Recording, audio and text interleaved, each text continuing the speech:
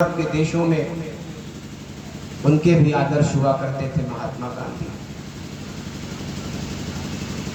और भारत के प्रति जो संसार का भरोसा है, आपने देखा कि यूक्रेन और रूस के बीच युद्ध हो रहा है, सालों बीत चुका है, न जाने कितनी जिंदगियां खत्म हो गई, लेकिन आज तक उसकी कोई सुलह नहीं करा पाया। उस सुलह के लिए भी दुनिया भारत के नेता नरेंद्र मोदी जी की तरफ देख रही है कि मोदी जी अगर चाहेंगे तो सुलह करा सकते हैं, इतना भरोसा है। मैं जिस विद्यालय में पढ़ा उस विद्यालय का नाम है हरिश्चंद्र कॉलेज। कभी किसी जमाने में उसी कॉलेज के विद्यार्थी हुआ करते थे लाल बहादुर शास्त्री। गरीबी थी, माँ बर्तन मांजती थी। रामनगर में घर है, रामनगर काशी में, गंगा के उस पार है। वहां से वह पढ़ने आते थे। हरिश्चंद्र को पीठ पर अपना बस्ता बांधकर तैर कर गंगा नदी आकर पढ़ते थे। फिर बाद में उन्होंने काशी विद्यापीठ से पढ़ाई किया, शास्त्री की डिग्री हासिल किया।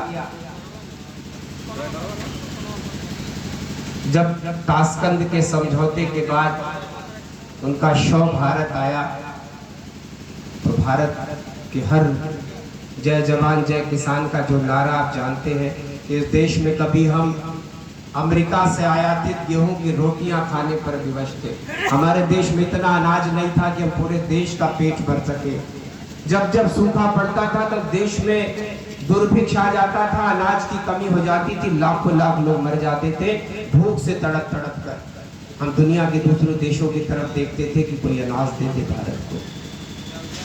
चावल, इरमा रोजो चावल आता था मांग के दूसरे देशों से। लेकिन आज आप ऐसे देश के रहने वाले हैं जिस देश में 3 वर्षों से, पिछले कोरोना के काल से, हमने अपने देश की 80 करोड़ जनता को मुफ्त में बैठाकर अनाज दिया, तेल दिया, रिफाइन दिया, चना दिया। ये वही भारत है जो अपने पड़ोसी देश श्रीलंका में भी जब भुखमरी की नौबत आती है हम उनको भी अनाज देते हैं। और बम और बारूद से, शस्त्र के बल पर जो तालिबानी सत्ता है अफगानिस्तान में, वो सत्ता तो हासिल कर सकते हैं लेकिन वो वहाँ के खेतों में अनाज नहीं पैदा कर सकते।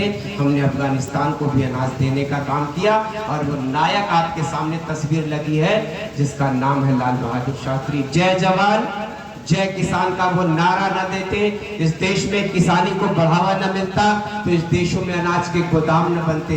ये जो राशन की दुकानें हैं, ये सन 60 और 70 के दशक के बाद इस देश में पहली बार इतना अनाज का उत्पादन हुआ कि अनाजों के गोदाम बनाए गए, राशन की दुकानें खुली। इस देश में राशन की दुकानें से मार्किन का कपड़ा भी बिकता था।